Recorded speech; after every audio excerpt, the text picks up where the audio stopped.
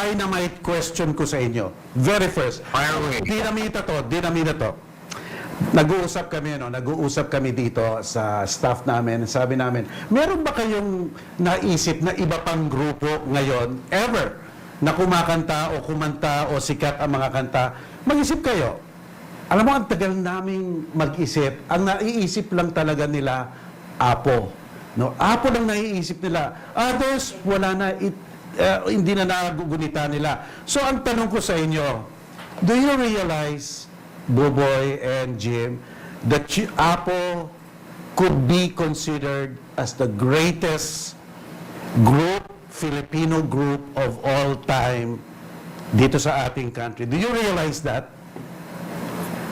What do you think? O yan, okay, sabi ko sa inyo, dynamite eh. How do you answer that? Any one of you? Medyo nakakalason pa nga yun. Sige. Jim? It's very flattering. It's very flattering, very rewarding after a long career to be like that, you know. But really, I don't know how to react. We just really enjoyed what we did. We didn't set out to be the greatest anything. We just really made songs because we wanted to meet the girls, you know. And then we enjoyed concerts because we realized that we really had the touch on stage. We had the dynamic that was so great, you know, that could thrill an audience. And we had songwriting capabilities that that just got better and better. Yeah.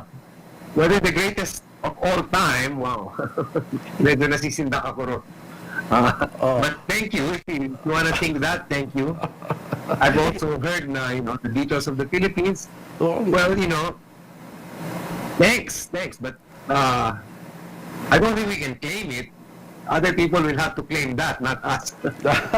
Ito, you say, sabi mo nga, Beatles. Itong background ko, Beatles. Ayan o, pakita nyo nga sa kanila. Mansi ko nga eh. Ayan. My favorite group of all time abroad. Siyempre kayo ang lokal. O Boboy, ikaw, what do you think? What do you think, Boboy? The greatest of all time Filipino group. Kasi ang hirap eh, no? We've been around for like 4 decades na, no? At more than 4 decades na.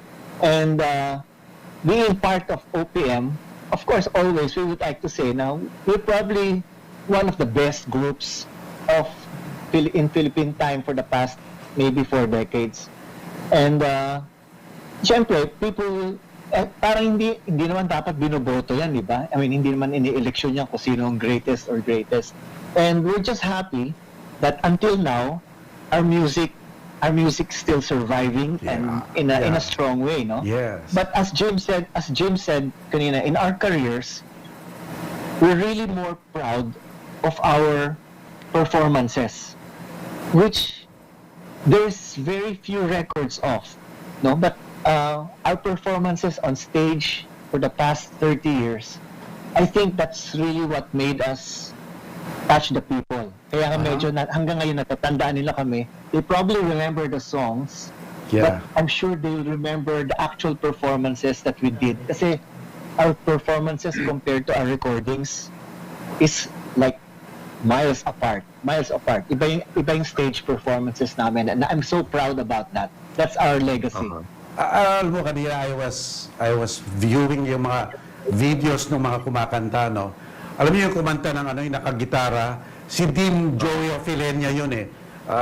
I know. Sabi ko, He sang New Day. That's a song. He sang New Day. Your very first, I think that's your very first, no? Tapos sabi niya, I think this was recorded in the 1990s. What? Sabi ko, no. But anyway, what was your inspiration?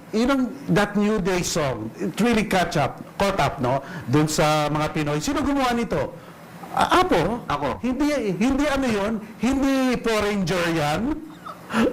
So, what inspired you, Jim? Well, you know, for me, I look at it as one of my really early songs. It had something, but now when I think about it, medyo wow. Anyway, mamaya yung comment ko. I wrote it on a bus. I was from Davao. I was in college. No, I was in high school, I think. No, college siguro. Baka first year college. And it came into my mind and I kept repeating it. Wala naman tape recorder, walang cassette. So ulit ng ulit sa akin, I just kept on singing it in my mind till I got home. And then I played it on guitar, and then that's how I remembered it. My inspiration was probably listening to other English groups, and trying to get into that groove.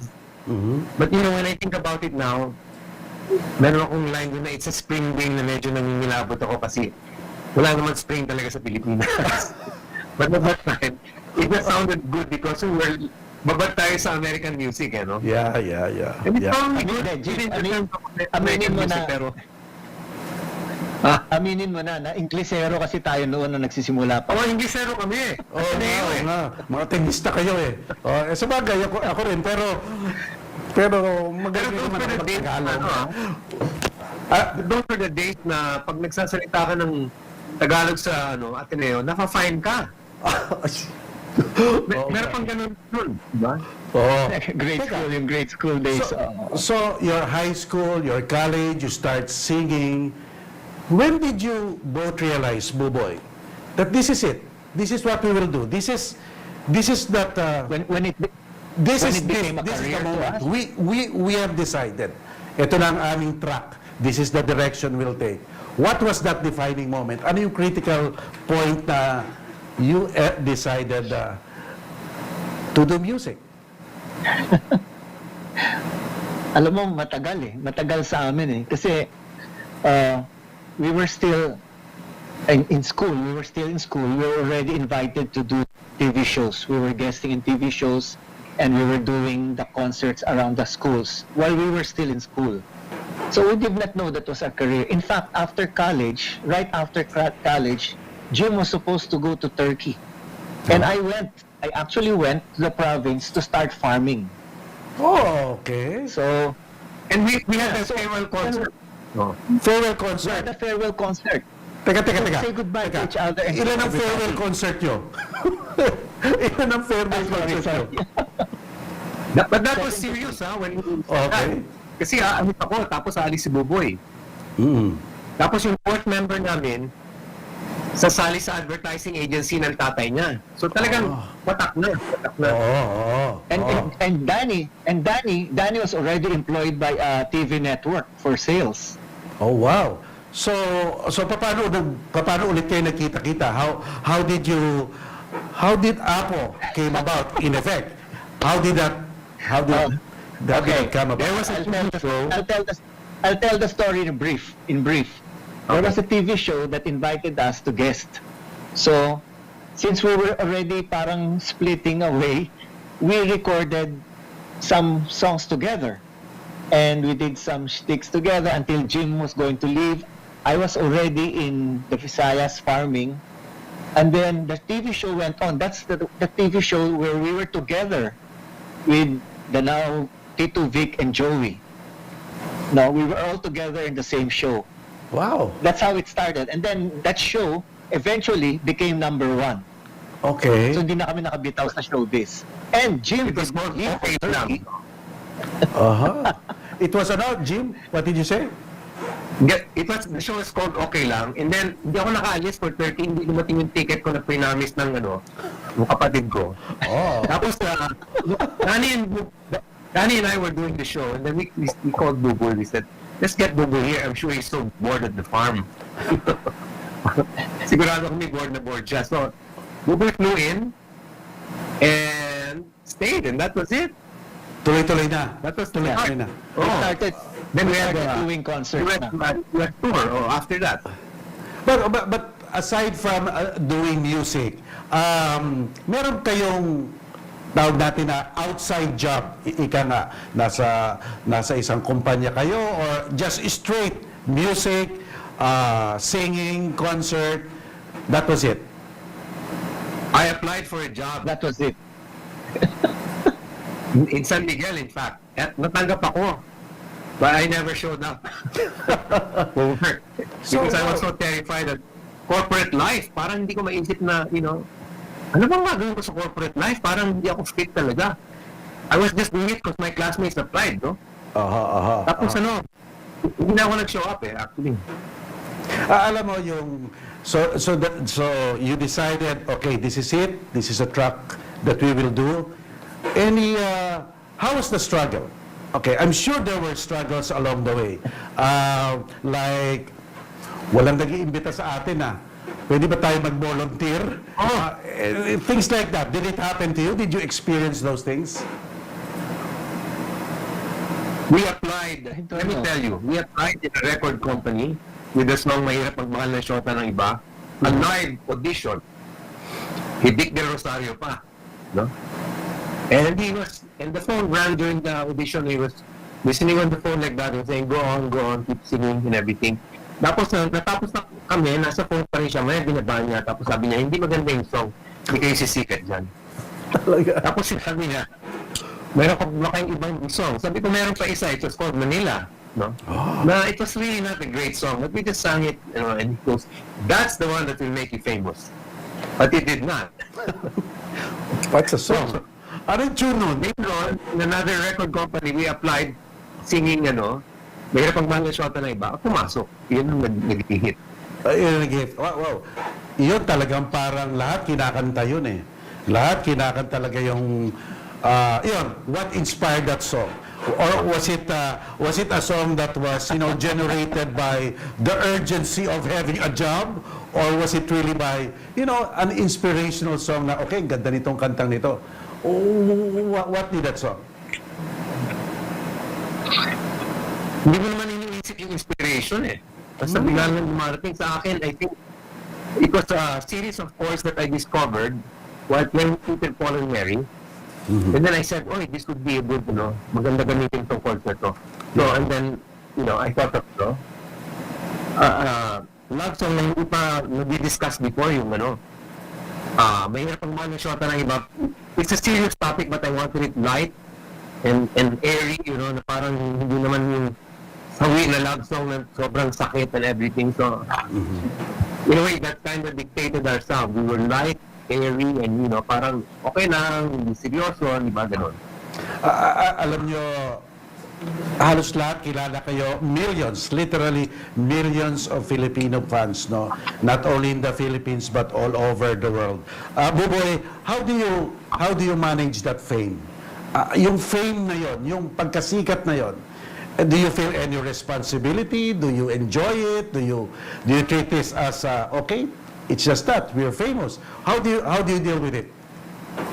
Well, Mel, when we were in the early days, kasi when we were starting, we felt that we were artists in the music scene and the concert scene. We were not really media people, yung television, yung newspapers, yung mga magazines, hindi pa kami talaga ganon. So, we felt different. Let's say, we would guest with Nora Honor, Superstar, we would guest them, but we felt we were stage performers and songwriters. So, yung fans, parang, siguro, they might think we were aloof also, kasi we did not have screaming fans then eh. Wala yung mga tumitili, Well, actually, may nangyari minsan noon, we were in Cebu, because our TV show was number 1.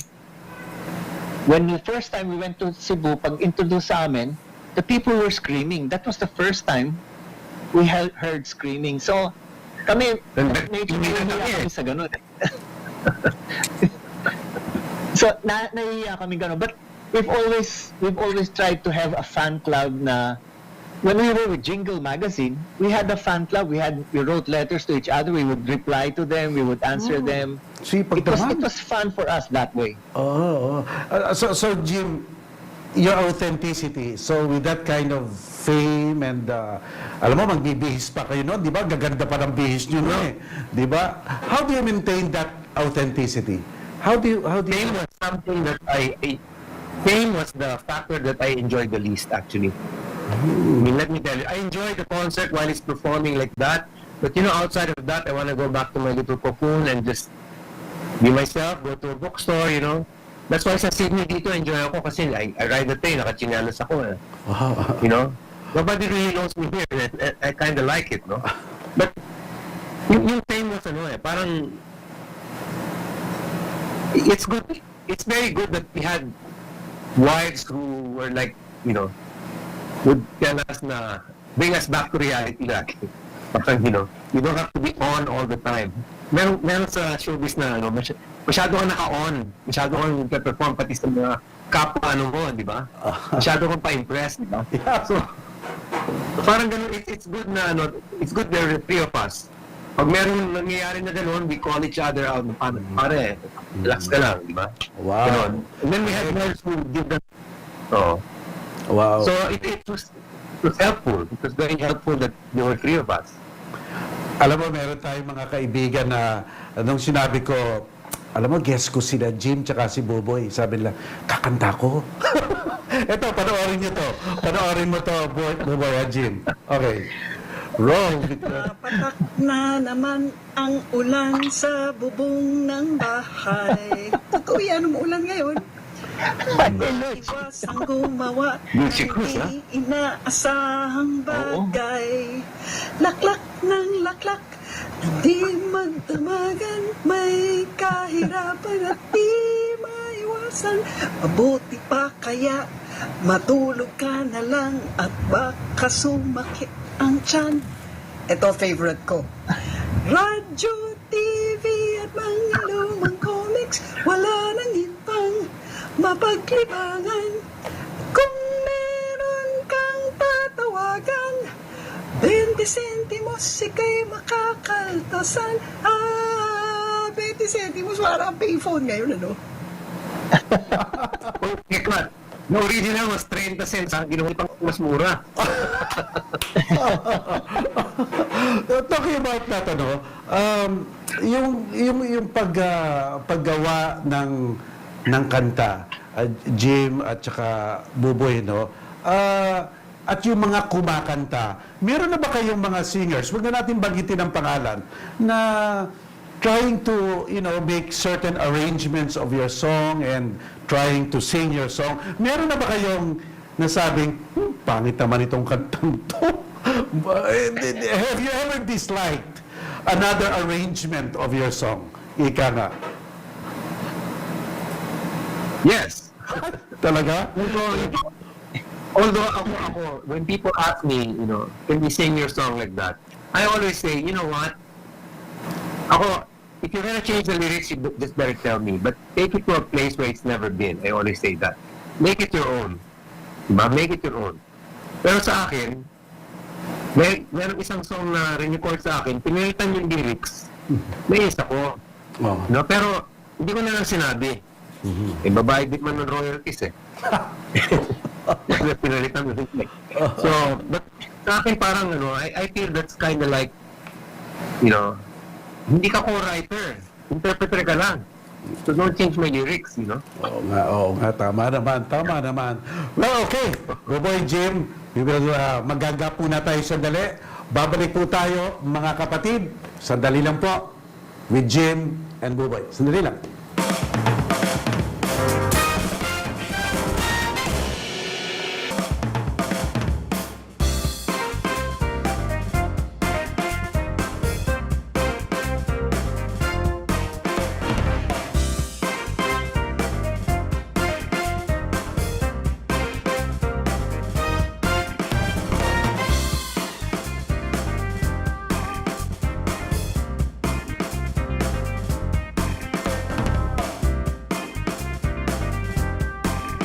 Ngayon, si Jim at Boboy, 2/3 ng Apo Hiking Society. Balik po tayo.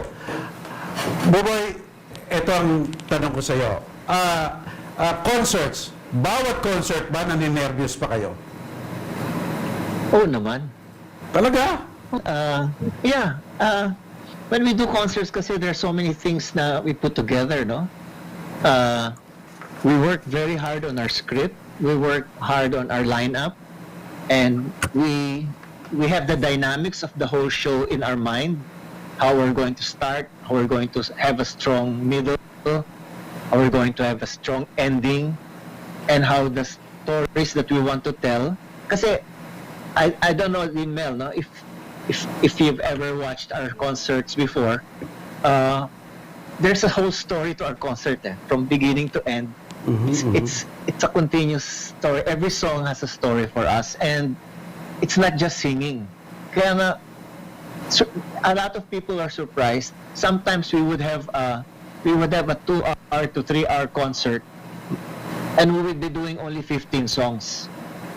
And others would have about a 2-hour concert, and they would be doing 35 songs. Oh, dami. So, can you imagine what was in between those songs? And that's how we prepare for these concerts. Kaya may nervous kami kasi we want everything down pat na tama yung ginawa namin, tama yung sagutan namin, tama yung script namin.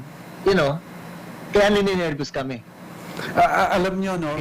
Moment, eh. At saka may theory kami na na the first song is always a giveaway song. It's loud. It's time for your technician to balance everything while you do the song. But at the same time, should not be boring. Pero by the third song, kung hindi mo pa huli yung tao, medyo struggle na yan, di ba? So we learned that along the way, and we engineered it so well, so that even on the night, we're good. Alam mo, I can just feel the, the pressure. No? Imagine, halimbawa sa Araneta Coliseum, and you exactly know na ang mga tao pupunta doon kasi gusto kayong marinig, gusto silang mag-enjoy, di ba? Gusto silang, magpalakpakan doon, magsayaw-sayawan doon. The pressure probably is just overwhelming.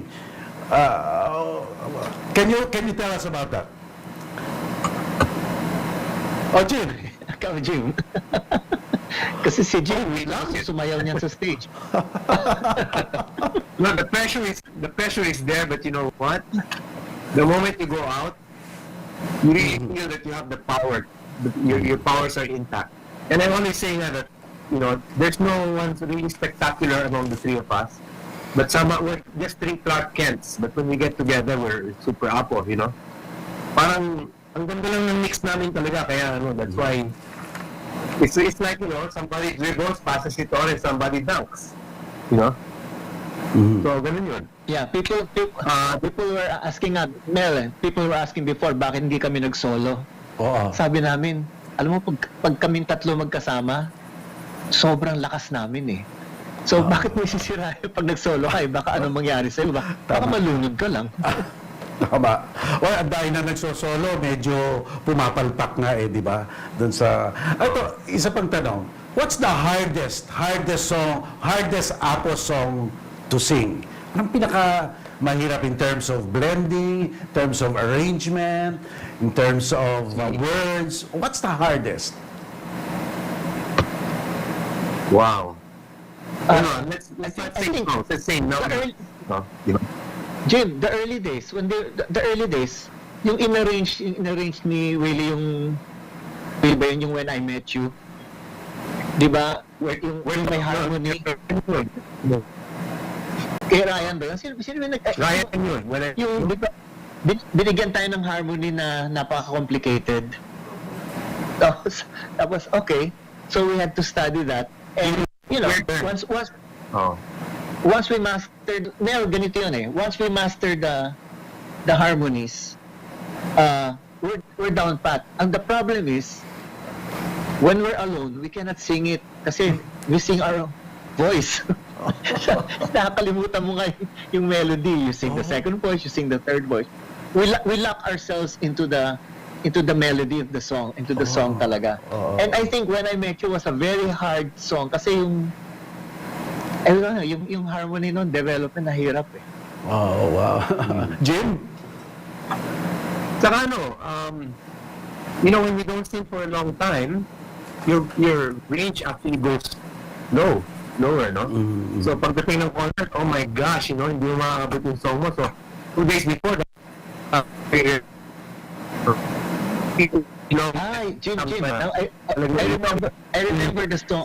I remember the song, yung sinasabi ko, yung We're Together. We're Together. Oh. There was such a difficult harmony there that was arranged na yun. Pero yung difficult, kasi Mel, the Apo, when we were still in high school to college, we loved doing harmonics talaga. We were singing group for harmony actually. That was what we excelled in. Mm-hmm. And after that, parang everything was so easy for us because we knew the formulas of harmony. Parang Okay. gano'n. So parang kakanta lang kayo, alam niyo na yung mga voices niyo. Alam, 'di ba? Alam niyo na yung mga second voice, first voice, gano'n na almost Correct. automatic. Oh, galing ano? Yes. Ang galing ano? And Yung mahirap, hindi mo clean up na bigla ka nilang mental blackout, hindi mo alam yung lyrics bigla, di ba? Parang, and then somebody notices na yung kumakanta, hindi sinisigaw sa likod. We're talking about concerts, no? The high, the kick of of performing in front of literally thousands of people. Do you miss having concerts? Nami-miss niyo ba ngayon? Do you think you could still, I feel like you could still attract many fans, no? Do you miss having concerts ngayon? Do you miss the thrill, the kick? I miss concerts because I really love performing. I love performing on stage. I love performing on TV. That's why I'm still performing now for television. Pero I think Jim will agree na we miss that high of having a good performance on Totally. stage talaga. Totally. Jim. At saka yung alam mo yung when you're standing on stage with thousands of people, para kang lion tamer. Di ba? Meron kong gagawin ulit. Meron kong gagawin ba? Magkakalma siya, nakasit. Para kang, it's like you're manipulating a amorphous force out there, no? Mel, can you imagine? Can you, Yeah, okay. diba? Yes. When he showed how he controlled that crowd for 10 minutes, for that 10 minutes lang. You know, that feeling of being a performer and doing what you want to do and the people understanding that you're doing it, that's really the highest high. Walang tatalo na drugs dun eh. Thousands of people are focused on what you Any weird fan story? Alam mo, your fans are part and parcel of your lives. Any weird fan yeah. story Oh. you can remember? Always. So what? Example. Well, I told this story and say it quick in second. There's this guy who called us up for for Valentine. Wanted us to do a show for Valentine one day before. And sinabi namin, meron na kaming show. Sabi niya, I just need ako for one song. Just one song, in the morning of Valentine. So it's not gonna be part of your Valentine. It's not gonna be part of your Valentine show. So we met him in a Starbucks. Handsome guy. And then he goes, my wife works in that building there, 5th floor. Can you go up and yung suntan na natin? Sabi ko, why? What's the background? Sabi niya, wala kami eh. No, I just want to talk to her. I want to have coffee. So we got there. We raise the boombox and we go to, cubicle number 5. We start singing. That building, yeah. And the whole office is singing with us, The whole office. And the girl is just... Oh my God. Well, that's great. That's true, Mel. We were hired to woo back his wife so that he could try to get together again. So, Valentine's Day, we were hired in the morning and we charged, ha? Sabi namin, it's gonna be expensive. Sabi niya, it's okay. I will pay. Can you imagine? That's one of the weirdest offers that we've ever had. But he's a smart guy, He's a very smart guy. Siguro they live happily ever after. So, The last, boy, you were saying? hindi kami sure kung happily ever after kasi I think Jim nakwento ni Jim yata na after a while I think they had coffee pero hindi pa rin sure kung nagkakabalikan sila. Wow. Parang gano'n. Okay. Alam mo, dito sa aming show, Jim, Boboy, merong tinatawag na Dean Mel Challenge. Ano yun? Okay. Hindi. Basta walang numbers, walang numbers. Sigurado. Okay, ito. Bibigyan ko kayo ng mga titles ng kanta nyo. At ano lang naman, sabihin nyo sa akin kung what's the story behind it? Was it out of the blue, or talagang someone motivated you, or it's just one of those things na wala kayong nagawa niyo yung song? It's up to you. So, okay, ito. Mahirap magmahal ng syota ng iba. That's classic. What's behind that song? Well, as I said kanina, just aside chords and everything, but wala, parang ano lang. Even using the word shota then was a thrill kasi during the time, Manila sound yun eh. Konti pa lang nagsusulat yung Tagalog, so Okay. So, ikaw, Boboy, how about batang-bata ka pa? Batang-bata ka pa. Boses mo yan, di ba? Well, I know, yeah, but I know the story of the song kasi Jim wrote that for his firstborn. Oh, For his okay. firstborn. It's really it's really like an ode to a child na bata ka pa, ang dami nating pagdadaanan. Alam ko marami tayong pagdadaanan. Kaya lang ngayon wala, baby ka pa lang, wala kang alam. So I'm just yun ang idea ni Jim, na there's so much for us together in life that we have to go through, and I'm going to be your magulang, and I'm scared in facing this future, but that's a fact that we'll have to go through this. Yun, parang ganun yun eh. Meaningful. Ito, may kakanta dito, isa rin namin anchor sa TV5. Sige, roll VTR. Okay, ito muna. Blue jeans. Yun ang ano ko eh. Intro ko kanina, nag-blue jeans ako, naka-shades pa ako, tapos naka-Atty college suit pa ako. So, blue jeans. Yun actually, ang ganda nun ang ganda ng blue jeans, yung biglang lumabas yung blue jeans. Okay, aral ka ng aral, tapos wala ka rin trabaho. What a beautiful... yan, ganito eh. Ang kwento yan, ganito, si Mother Lily, tumawag. Hoy, meron akong movie, gawa ka ng team song. Sabi ko, anong kwento? Basta youth-oriented, yun na. That's the only input. It was in a few days, so Danny said, sabi ni Danny, I'll write one and then you write another, Jim. Tapos pagpiliin na lang natin kung ano yung re-record. So yung first part, yung slow part, nandito yun, kay Danny yun. Pagdating ng mabilis, could you blue jeans, akin yun. So, pipikit na lang. Collaboration. I have no idea what the movie was. Ito talaga. Ito, unforgettable to. Unforgettable to during those dangerous times. American Junk. Paborito ko yan. American Junk. My God, that was the theme song of everybody during those dangerous times. Maalala ko nun, American Junk. Nung bagong labas yun, nimay dun sa isang show, yung Fabulous Gamboa show, or something like that, diba? Yung, one of those crazy shows that came out na comedy.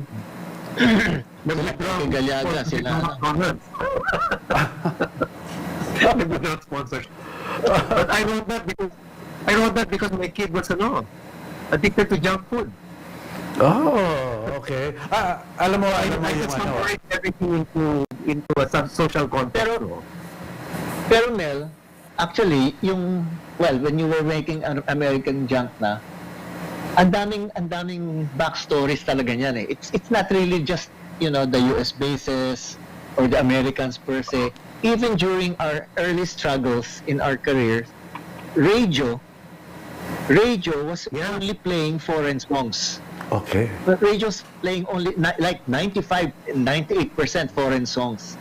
So OPM, we even had to fight our way to get airplay on radio. Oh, Diba, brilliant. the recording companies had to, diba? So That's part of American Jack. Kaya meron kami doon, di ba? American Top 40. Yes. You call it like contribution, di ba? Yeah. Yeah. Brilliant idea. O ito, yung sinasabi ko sa inyo kanina. O, roll VTR. Ang ganda nito kantang to. sa Apo, but since pinapakanta ko ni Atty. Mel, this song is nakapagtataka, no? One of their more sad songs. Hindi ka ba napapagod o di kaya'y nagsasawa sa ating mga tampuhan, walang hanggang katapusan. Okay, that's Cherry Mercado. Kung kilalang Pinoy na hindi gusto ang Apo. They really are a strong part of Filipino culture, especially in my generation. Parang their songs were there all throughout. As we experience all these things, they were also singing about those things, no? Common things that an ordinary Filipino goes through, like ulan, no? They'll sing about barkada, friendship, graduation, the pitfalls of falling in love, pangliligaw, then the heartbreak afterwards. That's Cherry Mercado. By the way, before I forget, the first time I saw you sa movie was in Mangarap Ka't Magising. Yung kay Christopher De Leon. You remember that? Christopher De Leon and Hilda Coronel. That was the first time. And alam mo, one of the reasons why I watched that movie is precisely, tingnan ko nga itong mga Apo kung paano umarte. And you were actually very good, ha? Kahit na mga subtle movements lang, ha? What can Thank you. Oh, ito pa. Ito pa isa. Yakap sa dilim. Oh, Jim. Ano yun? Yakap sa dilim. Wow! Ganda niyan. During that time, that was so daring. In fact, nung uwi yung anak ko from school, sabi niya, bakit? Teacher said, iwanan ka itakap sa dilim. Wow. At that time, my God, that was so fun. That was so like, wow. Magkayakap sa dilim, magsigarilyo muna and all of that. My gosh, it was nakaw na sandali. But I actually meant, when I wrote it, well, let's walk the edge on this one, it's better to, let's not be too safe, parang ganun. Alam mo, that's the thing remarkable, yung kanta nyo, napipicture nung tao eh. I mean, para sila rin nanonood ng sine, okay, ganda. Di ba, hindi lang ito yung mga, words and phrases, but actually, it's their picture in itself eh. Oh, okay, last song. Pumapatak ang ulan, yung kinanta ni Lucci kanina. Lucci Cruz Valdez. Pumapatak ang ulan. Ano yun? Boboy was present when that was written. Boboy. Yeah, when that was being written by Danny, totoong talaga, ulan talagang may kasalanan nun. Kasi yan yung boredom eh. Di ba? When you're stuck, parang lockdown yun eh. Yeah. Parang may virus yan. You were locked down pag malakas ang sobrang ulan parati nala-lockdown. And we had a friend who was going crazy because of this lockdown because we were doing a movie. Mm-hmm. Okay? So every time it rains, ito na siya, magwawala siya, gets a bottle of beer and drinks himself the rest of the way and plus other things also to take away the boredom. So that was how Danny started. And that was the movie. That was how That was the movie kung Mangarap at Magising, di ba? Oh, yeah. Exactly. Yeah. Oh, Exactly. Yeah. Kung Mangarap at Magising, yeah. Everything in that movie Si Danny was beautiful. Okay. Itong lockdown ngayon, no? I just saw your video. It's such a great song, no? Paano yung ginawa yun? May video pa kayo. Plan out talaga. Can you tell us about it? Ganito yan. I wrote it here in Sydney, no? Nung naka-lockdown ako dito sa Sydney, kinulong ako sa hotel, no? I wrote it there. Tapos, and then I had it arranged in Manila, and then I called Boboy, sabi ko, Boboy, let's do it on this. So I sent him my voice when it was done, put his in, and when we listened to it and added more voices, then sent it back to the one who arranged it, and we mixed it, You know, and then came out with it as well, video. So nag-video siya mag-isa, nag-video ako mag-isa. So ganun nangyari. Okay. Boboy? You have something to... Yeah, and first time nga namin kasi we didn't know, during the lockdown, we didn't know what to do. So I go, how do you do music? I mean, people are starting, I mean, there are so many artists, they know how to use YouTube, they know how to use, other media to do it. Pero kami, we only know how to record, but we don't even, I mean, I shoot videos of my children. I shoot videos, pero, pag video mo na sarili mo, paano gagawin ko? So, kami ni Jim, we just shot ourselves doing the song, di ba? Para ma-share namin. And would you believe, may mga parts doon na pareho-pareho ang idea namin kung anong gagawin namin. Yung take out the mask, yung going wild with the or quarantine baby. So, yun. It was humming it. We were humming the song. Kasi quarantine baby is such an idea na Galing. everybody can feel it, diba? There's no out of it. Alam mo, out of the blue, biglang lumabas yan eh. What's this? Up, Boboy, Jim, let's, with your permission, I'll play it now, okay? Is it okay? Sure. Let's play it. Sige.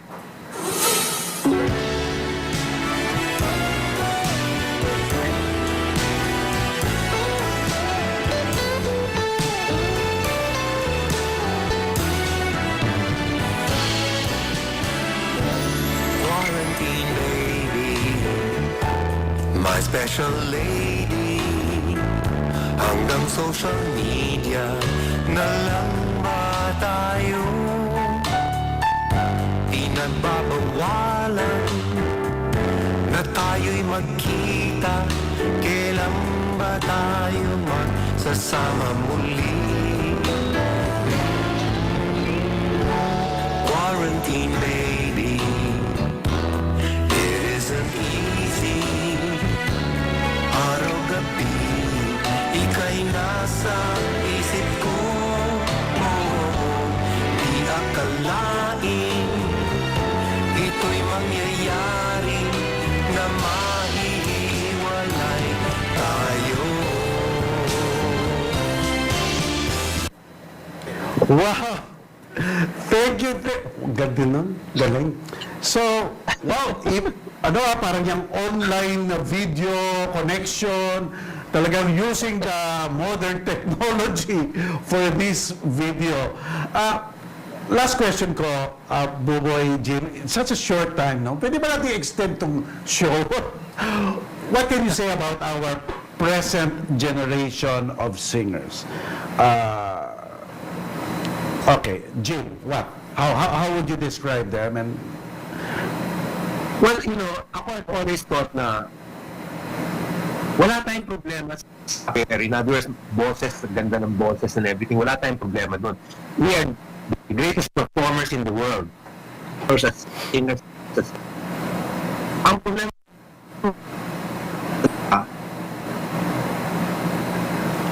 natin software. The Korean is called pa, di ba?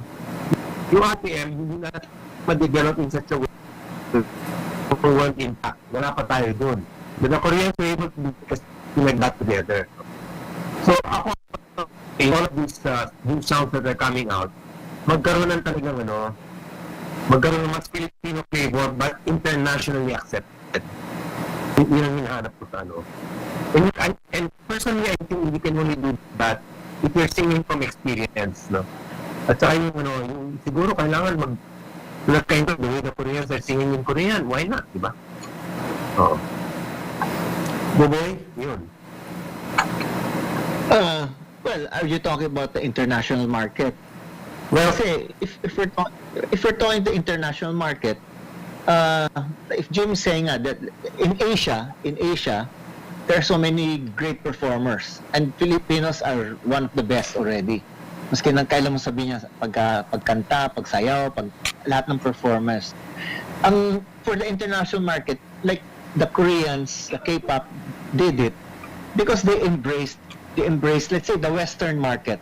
They embraced it. And they did not only embrace it, they wanted to perfect it, to make it even better than what it was. if you watch the Koreans how they work on their productions, sobrang lupit nila talaga. So it's really hard work. It's really hard work and effort to hit a market. And we have to have producers and songwriters and creative people to go that way. So that's for the international market. Right now, kasi is it worth it for our performers here? They don't know because there's no access yet. There's no access. So, poor country tayo no? And Korea, hindi na Ang dami na available stuff sa kanila that they can use Tayo, poor country pa tayo. Sa equipment pa lang, sa training, mahihirapan pa rin tayo. So, I think that's just the same problem. Mahirap talaga mag-hit na international market if you're not in that level. So, well, I guess we just have to maintain our artistry, our creativity, and that's how we play it for the international market na lang. I'll add something lang. Sige, Jim. Go. The Koreans, they realized that they had their Samsungs and they had their LGs and all of that. In other words, they were an industrial power. But they knew na sa mundo ngayon, kailangan meron kang content. No? Which means culture. Dapat yung culture mo pwede mo ikalat. So, soft power ang Korean pop sa kanila. No? And that's what they're developing. They're bringing the young people into a Korean culture by enticing them like that. Yeah. Dapat they're so advanced that they already think that. Tayo hindi pa tayo nag-iisip ng ganun Wala pa tayo dun sa level na yun. Kailan kaya magkakaroon ng P-pop? Di ba K-pop sa kanila? Sa P-pop. Well, anyway, maraming salamat, Jim, Boboy, for accommodating the Team Mel Show. I'm sure maraming nakagusto nitong aking palabas ngayong gabi. Thank you very much. Maraming salamat. Anything you want to say? One last. Jim, last words? Watch out for a song Boboy and I made. It's called Friends in Music. Lalabas soon. Maganda. If you may say so. I hope you like it. Boboy? Yeah, and Mel, thank you very much for inviting us to this show. And we know that a lot of people, especially a lot of your friends and our friends, will be watching this. And we certainly hope that we help your ratings also in this day and age. Thank you. Thank you very much. Thank you. Ayan, mga kababayan. Boboy and Jim, they're geniuses in their own right. At alam nyo, minsan lang talagang dumating sa buhay ng Pilipinas ang mga grupong ganyan, kumakanta sila ng sarili nilang mga nilikha, pine-perform nila sa stage, at ang pinaka-importante, nagpapasaya sila ng mga kapwa-tao nila sa pamamagitan ng kanilang mapaglikhang kanta, yugyug ng konti, at syempre yung kanilang presence. Hanggang ngayon, pumapatak ang ulan, ewan, New Day, talagang kinakanta pa rin, mga kaibigan. Pero anyway, bago tayo magtapos, oras na po para sa ating segment na Ask Ko Lang Din.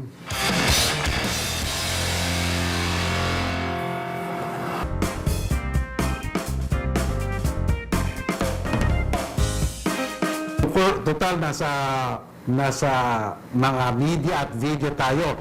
Ask ko lang din, ayos lang po bang gumamit ng kanta sa aking video? Itong tanong sa atin.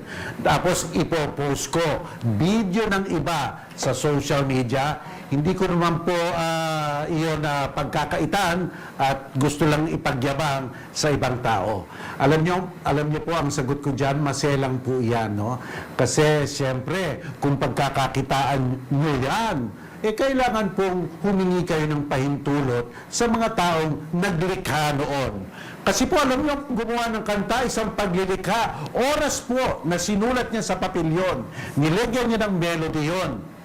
Kanya na po yun. Kaya po diyan nag-uumpisa ang copyright. Yan po ang ibig sabihin. Ang copyright po, hindi po nagiging inyo sa pagre-rehistro ng kanta. Oras na nilikha nyo at may nakarinig ng iba, copyrighted na yon. Sa kanya na yon. Hindi na po dapat agawin at pagkakitaan kasi po gawa ng iba yon. Pakinggan, okay lang po. Siyempre, kamukha ng pinapakinggan natin yung mga Apo songs. Mga kapatid, kababayan, ang bilis po ng oras natin ngayon. Kailangan na natin bye-bye for today. At maraming salamat po doon sa mga tumutok sa atin, doon sa mga online. Huwag po kayong kakalimot, subscribe lang po sa 1PH at doon po sa ating mga suki na sa telebisyon. Sabihin niyo po sa inyo mga kababayan, mga kapatid, merong palabas. The Dean Mel Show every Sunday, 8 o'clock, prime time. At tuloy-tuloy na po tayo hanggat ako po ay nabubuhay at bibigyan ko kayo ng kasayahan. Maraming salamat po muli. Ito po ang inyong lingkod dito sa The Dean Mel Show. Bye-bye and see you next week.